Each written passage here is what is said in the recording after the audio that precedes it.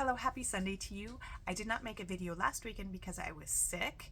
I took the entire weekend off from everything. I did not go to mass. I did not sing in the choir. I did not do my normal activities. I did not help with my other volunteering that I usually do. And so this weekend I'm back at it with a busy weekend. Spent yesterday cleaning, and today will spend most of my day at my parish. That is just the reality of my Sundays, a lot of my Sundays anyway, because I will be going back for the First Holy Communion Mass to sing in the choir, and I already sang in the choir, and then I have something else going on later in the evening. This is just a video to squeeze in a video, to touch bases with my audience, to steer you to my last interview I did, which was with my alien researcher, not my alien researcher, but it was my alien researcher video. And I hope that he will come back on and do a second interview, because he has a huge knowledge base that was clear from the get-go of the interview, when I realized that he could probably talk for a couple hours, and it would be nice to have him on again for another half-hour episode, because that's about all I could fit in on my lunch hour when you take into consideration all of the other factors that go into making a video. Not that I do any editing. I don't do a lot of editing on my videos anyway, but I don't really look at it during my lunch hour. If I film a video, I just leave it or to look at later, or I just don't look at it at all and I just post it automatically. Anyway, but that is why they can really only be 30 minutes, and I think he has a lot more to say, and I hope to get him back on. Same thing with Mark Salas. I would like to get him back on for a second interview. Why? Because he knows all the local ghost stories, and if you know anything about my new book series, starting with Delivering Hope, it is a ghost story murder mystery, a comedy ghost story murder mystery. So if you like that genre, if that appeals to you, then you should go buy my book. And of course, I always put the link in the description box. And also, if you like my books or you like my interviews, I think my interviews are much better than me talking at the camera. I think most people are more interesting than I am, to be frank, or more interesting on camera anyway. I don't know, maybe I'm not bored. I mean, I have probably very scattered mental faculties, and so I'm always doing chasing one thing and another. And we have squirrels in our backyard, and so if I were to say squirrel, it probably is true. Actually, the parish office where I work is kind of infested with squirrels. I mean, not in the office building, but they run across the roof, and sometimes you'll hear these plump, plump, plump, plump, plump, these big heavy footsteps, and I think that's the fox. Yes, I live in this place that is like living in the country, except it's not. Roswell is a city, but it's like in the country. We have foxes, and we have skunks and squirrels, and we have barendos that run down the road, and sometimes you'll see a cow in the middle of the road.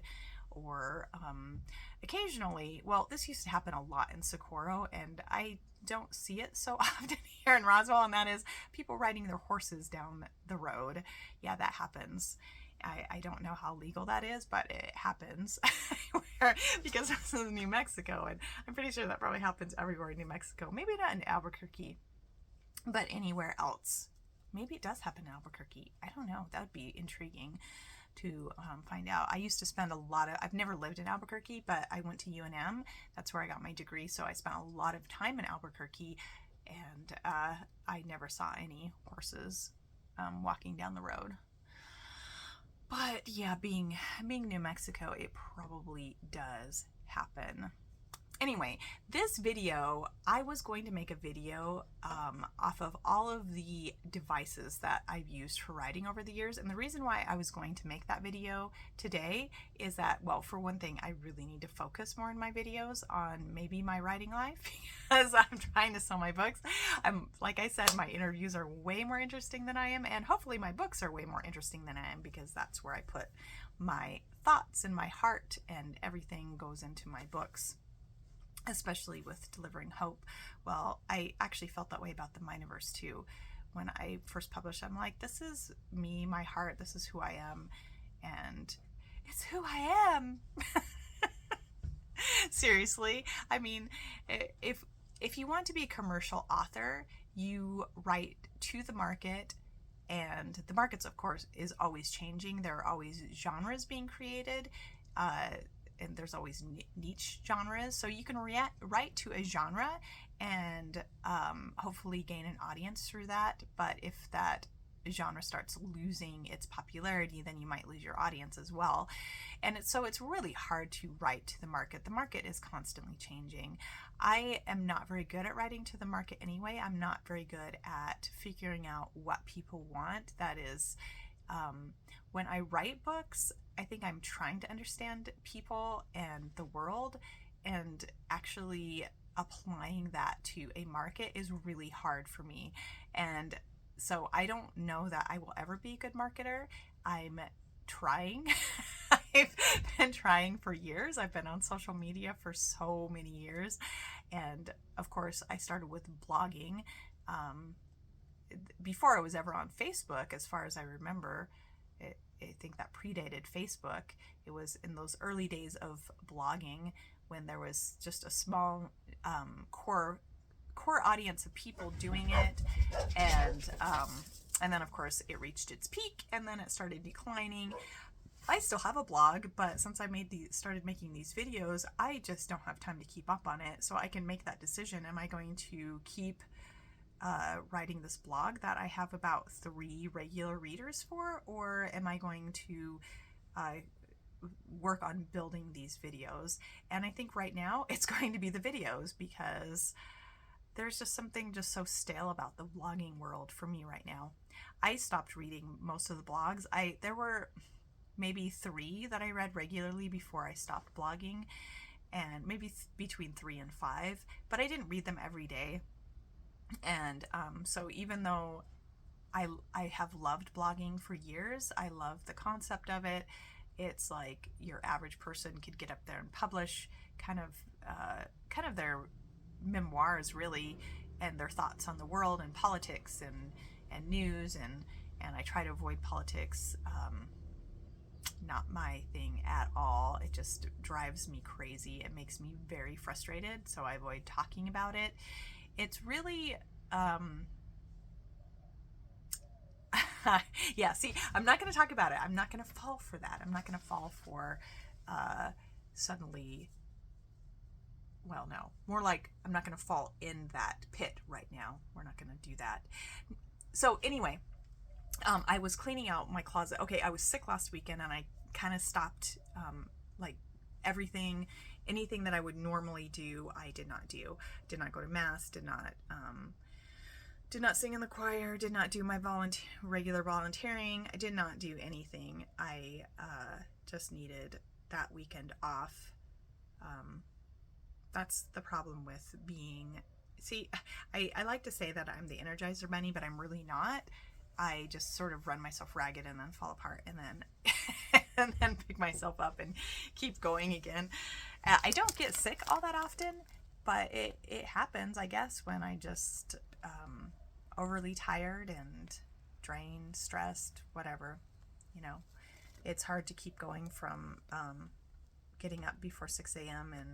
and going till 9 o'clock at night every day and just doing it forever, and then you don't really get a break on weekends because of volunteering at the church and cleaning, and you know, there's just general maintenance that one has to do in life. So yeah, that happens.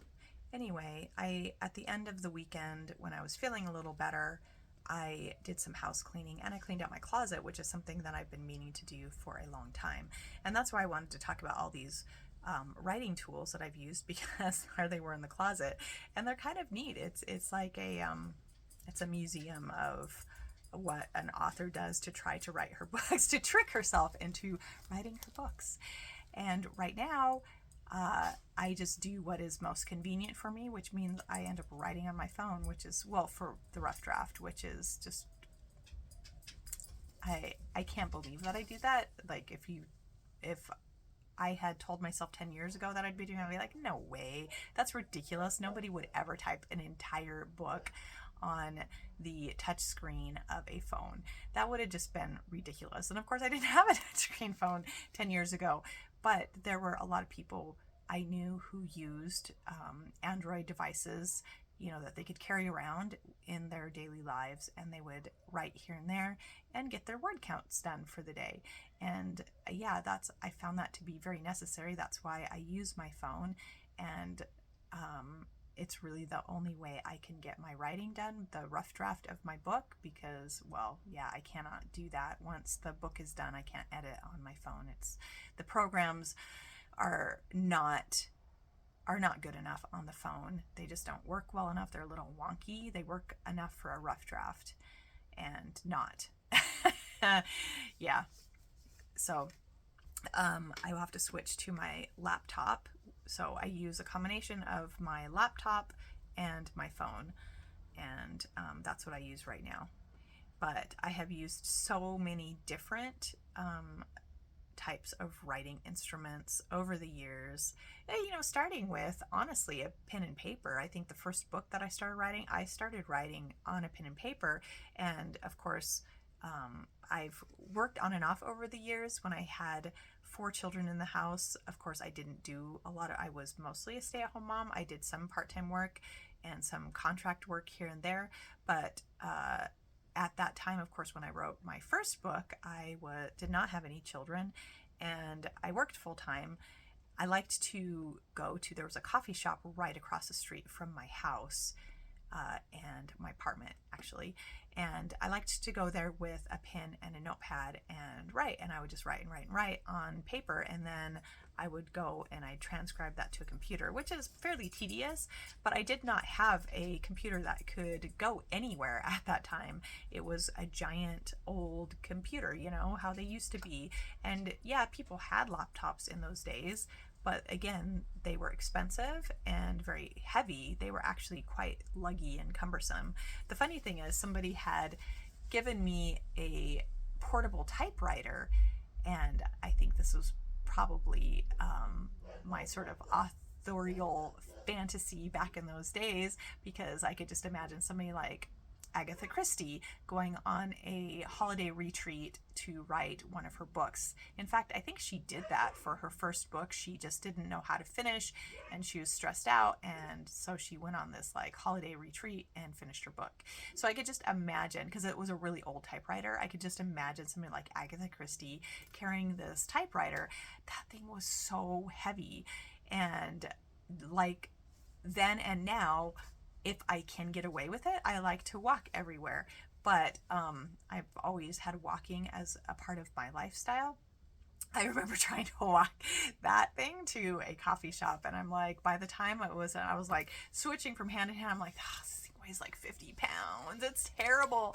But anyway, I just find just this trail of I wish I had that typewriter. That way I could put it in almost like a museum of implements I have used over the years to write books, because that typewriter was the most amazing. It was an antique. It was just incredible. And obviously you can't type as fast on that type of keyboard. It's like you got to slam down harder on the buttons, because it wasn't even an electric typewriter. That's how old it was. Because of course in my when I was in high school, we still had typing class, and they were electric typewriters. Thankfully, that helped to get a higher word count. I was never the top student in typing. Well, I was never the top student in anything, but I barely graduated from high school. I was a terrible student, and typing was really no different. Although with typing, I was kind of in the middle. I think I could get maybe an average of 46 words a minute, but was that error free? Not always, unfortunately. So I guess maybe I probably got a B or a C in typing class. I don't remember. B's or C's, that's what I aimed for, because failing classes wasn't the best thing. Because if you failed a class, and honestly, I never failed the classes, so at least that I did horribly in school. I think looking back, I don't know. I don't know what my problems were, but I was just one of the stupid kids. Let's just put it that way. I don't really think I'm stupid now, but I was definitely then, and I just struggled a lot. I couldn't pay attention in school. When it came down to, like, I'd take my homework home, and my dad would try to help me, and I just fall apart. I would just go through meltdowns because I just couldn't process it at all. I liked to read books, but that was about it. So, I mean, if English class allowed me to read books, I liked it, but otherwise, everything else in English class was just as much as a nightmare to me as math class. And yeah, school was a complete nightmare. Anyway, just thinking back on typing class was kind of just in the middle, was neither here nor there. Although those classes tended to be taught by, the schools, they still do this, they'd hire coaches to teach classes like typing or economics, or just classes that were not main subject classes, because you would have teachers that were specifically trained to teach history or English or math, but generally not really the case for personal finance or typing. Not really. Maybe computers might have had somebody who was trained in computers. I don't really know. But they would usually have coaches do those classes, and so typing was pretty much a nightmare for me, because that's what I remember, is that a really annoying coach type was doing that. And by the way, I also failed PE class because I wasn't good at anything. I think I'm still trying to find what I'm good at. I like to do a lot of things, but what am I actually good at? I don't know. I have worked at writing a lot over the years, and I think my books are funny, and I think that you should read them. But as far as what is my special skill in the world, what do I bring to the table, I don't know. I have not figured that out, and I'm not young, so I guess I better either figure that out or not. Maybe it doesn't matter. Maybe just enjoying life and doing things that you enjoy is really the point. I mean, no, it's not the point of life. I think God has a larger purpose for us than just doing what we enjoy. And also that gets me to the main reason why I'm not talking about my writing implement. Well, I was talking about my writing implements, but why I didn't pull them out and do a show and tell on them like I had planned to do, because it would have been a lot better if I was focused, right? If I planned something out. Well, yeah, that's what I had planned to talk about. All my cool writing implements, and even not even just writing implements, but I have used various browsers too and programs on because for years I used a Linux based system until I couldn't get some of the programs that I wanted, and I don't know, it's just, Linux is for nerds, and I'm not really a nerd. I mean, you probably think I am, but I'm not really. Anyway, so the reason why I ended up just sort of losing my mental faculties, which is not unusual for me, I am a bit of an airhead, but I just came home after Mass, and I sat down and I thought about making coffee and making my video, and then I started listening to music. And music will just shut me down, and that is problematic. But one of the initial song that shut me down was Pescador de Hombres, and I absolutely love that song, but it makes me sob. So I go to the English, I sing at the English parish in town, so we really only get to sing Spanish songs like, I don't know, maybe 3 times a year, I would say. I mean, everybody in New Mexico knows Bendito Bendito. If you're in the Christian community anyway, you know Bendito Bendito. And of course we've done that, and Pescador de Hombres. But Pescador de Hombres, like, literally makes me sob. It's such a beautiful song, and but it's really the lyrics that get to me, and I can, like, if we sing it during Mass, it is really hard for me to not cry. And obviously I don't want to be, breaking down in tears when I'm supposed to be singing in the choir. That's not a really very good thing. But a lot of things make me cry lately because I guess I'm just a weepy, I don't know, but it has to do with life purpose. That is what that entire song is about, and it really hits me because that image of being a fisher of men um is something that resonates with me, and I don't know why. I mean, yeah, I went fishing my entire childhood with my dad, but I never really fished with nets as as the fishermen in the Bible did, like Peter and Nathaniel and whoever else were fishermen that Jesus called to and told them to be fishers of men. And so it gets down to this purpose where Jesus is calling me, and he's calling all his people to be fishers of men. But that I feel his call so strongly in that song that I just break down when I hear it, and it really gets to me, and I just sort of lose my mental faculties, and I just want to sit and listen to the song. And it's just a beautiful song. So Pescador de Hombres, I think, yeah, sometimes they call it by the first line of the song, but you could probably find it on YouTube and listen to it. And there's one that has all these images of Jesus calling fishermen and nets being cast into the sea, and I don't know. There's that story it's in John, the book of John. I think it's chapter 21, where Nathaniel and Peter and all of them, I know, all the other people, they're in the boat and they're not catching anything, and then Jesus appears. This is after he died, and he's in his now resurrected form, and he calls to them, and he tells them to cast their nets on the other side. And so they do that, and then they catch a multitude of fish. And that is something, it's that chapter in the Bible just hits me every single time. And I like the whole book of John. I think it's one of the most beautiful gospels. I mean, they're all good, but the book of John really resonates. And I love that image of the nets being cast into the sea, and then catching so many fish that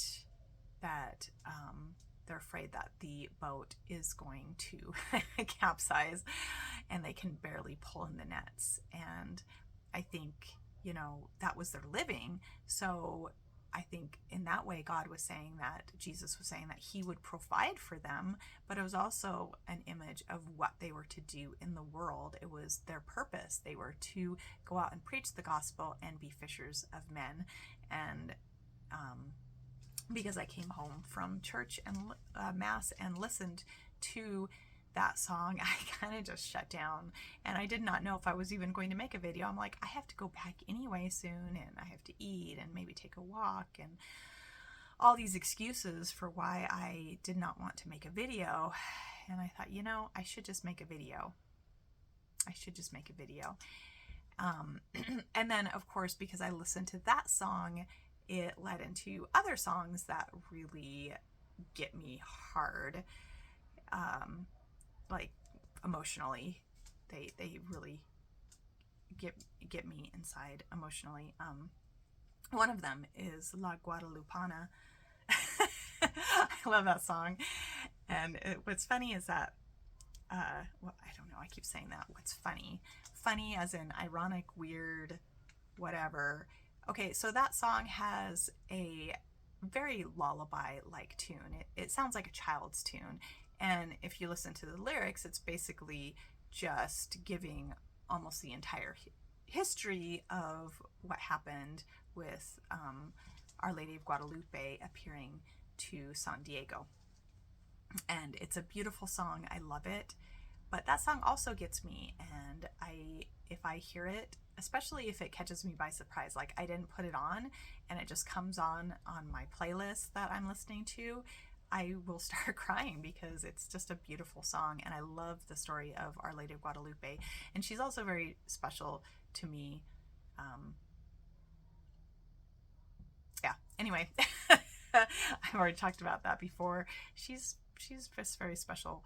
Anyway, I had asked our music director once if we could ever do that song, maybe for Our Lady of Guadalupe feast day, or for, there's a couple of different feast days that you could do that song for. And he's like, no. And I'm like, why not? And he said, well, that would be a really hard call. And I said, why? Because we're the English speaking parish. And he said, well, yeah, that's part of it. You would have to convince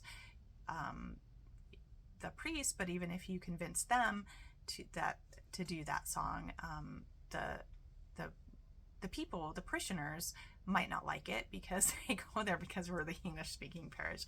But we do sing the occasional Spanish song, and I would say probably 50% of people there speaks at least some Spanish anyway. So it's not, this is New Mexico, you have to hear Spanish when you live in New Mexico. It's just the reality. It's the state, There are places in New Mexico where they speak Spanish more commonly than others. Now, I'm from Socorro, and the Spanish was really Spanglish there. Like, they'd get some really Spanglish Spanish. But if you go up to northern New Mexico, they have kind of an old world Spanish that kind of got isolated up there because it was too far away from Mexico City when New Mexico was still under Spain, or when it was under Mexico's rule. It was too far away for to really have a strong influence from Mexico.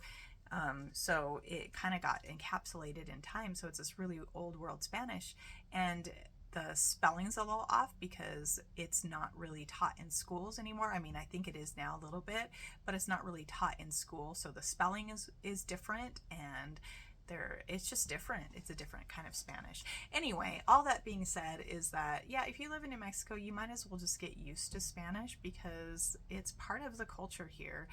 You're not going to get away from it, and I hope you don't get away from it, because we should all speak two languages, and Spanish would be the most likely language for us to speak, because the Spaniards and the English, they were both here for a long time, and so English and Spanish are two of the languages that are most likely to be spoken here. At one time, there were so many German immigrants that perhaps German could have been one of the official languages of the United States, but because the English were in charge, and English for some reason really don't like other languages. I think that is sort of a power issue. If you can control people's languages, then you can control them. Like, if you take their languages away, you will have a measure of control over them. Anyway, that's my theory, because they were some of the most prominent and best colonizers of any country in the world. I think during the 19th century, a quarter of the world's population bowed to the Queen of England. Maybe not of free will, but they still did. So I don't know that there has been any empire that has quite done what the English did. I don't think even the Roman Empire was quite as large. But I'm no historian. I'm just a sort of an amateur historian. Anyway,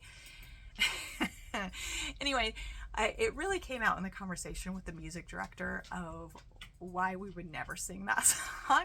So he doesn't like it. I'm like, but why not? Why don't you like it? He's like, I had to hear it every week of my life. Like, I just don't like it anymore. I'm like, well, I guess I can understand that. I didn't grow up in a Mexican household, so I didn't have to hear it every week of my life growing up.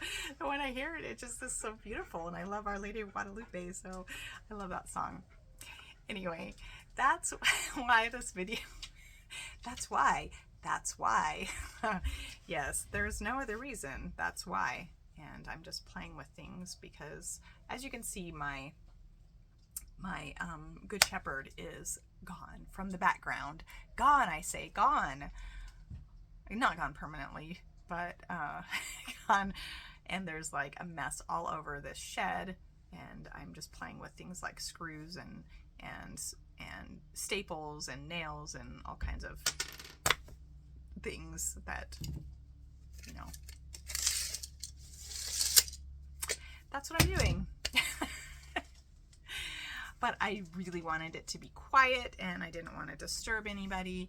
That's why I came out here. It's sort of it's my quiet place, I think. Anyway, I have another interview that should be coming out sometime soon, but I think I already said that in this video, that I kind of have to chase down people, kind of pin them down to do interviews, because honestly they're not getting anything out of it. It's just my 28 subscribers. That's why I say, if you like my videos, you should subscribe, because it doesn't cost you anything and it will help me. Yeah, it might even help me bring more interviews, because people might say, wow, that Jill, she has a popular channel, I want to be on her videos. Or they might say, oh gosh, no, actually, that's kind of funny. One of the people that I had slated to interview, he told me, I don't know if I should. And I said, well, why? Well, no, that's not true exactly, because I kind of already knew why. I was surprised that he said yes to begin with. And that was the border guard that I was going to interview. And I thought, well, can he really get away with talking on camera? And apparently that answer is, he thought about it and he's a little afraid to, because anything could happen. My channel may have almost no subscribers now and very low viewership, but that could change.